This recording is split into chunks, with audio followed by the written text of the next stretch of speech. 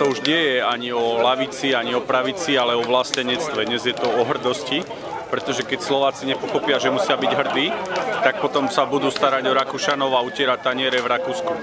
Keď Slováci nepochopia, že tu ide hlavne o to, že musíme sa spojiť aj lavica, aj pravica proti všetkým Nemcom a Francúzom, ktorí nás tu drancujú a odnášajú peniaze von.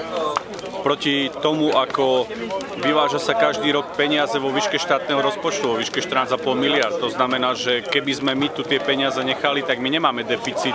My máme 100% prebytok na všetko, na kultúru, na šport, na vedu. Ale potom sa nečudujme, že Nemci a Francúzi majú dvojnásobné platy. Ale nie len to, keby len dvojnásobné, ale nie len to, ale dokonca i každý prisťahovalec do západných krajín sa má lepšie po mesiaci, keď požiada o detské prídavky, ako sa tu má Slovák, ktorý od rána do večera drie.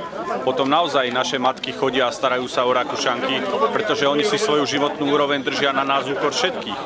A oni naozaj, to pôvodné obyvateľstvo sa dostalo pod obrovský tlak prisťahovalcov. Veď keď idete ako mladí ľudia do Londýna, vidíte Pakistáncov, Indov.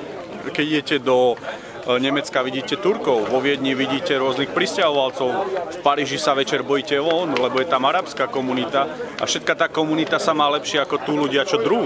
A len preto, že sa odtiaľto berú zisky. Ja som hovoril aj teraz, že iPhone stojí rovnako tu ako v Anglicku a voda, plyn, elektrika stojí rovnako, ale tí ľudia zarábajú 2500, 3000 eur a naši ľudia čo? Preto ma to štve ako mladého človeka, lebo si nemyslím, že nikto z východu je sprostejší ako niekto zo západu a to sa musí zmeniť. A keď to nepochopíme, tak potom budeme malý drotársky štát ďalej a budeme chudáci, žobráci a je to jedno, či lavica, či pravica. Jednoducho, keď Slováci nepochopia, že musia byť hrdí, národne hrdí a že tu treba buchnúť do stola a povedať, že nie sme sprostejší ako Nemci, tak dovtedy bude zle.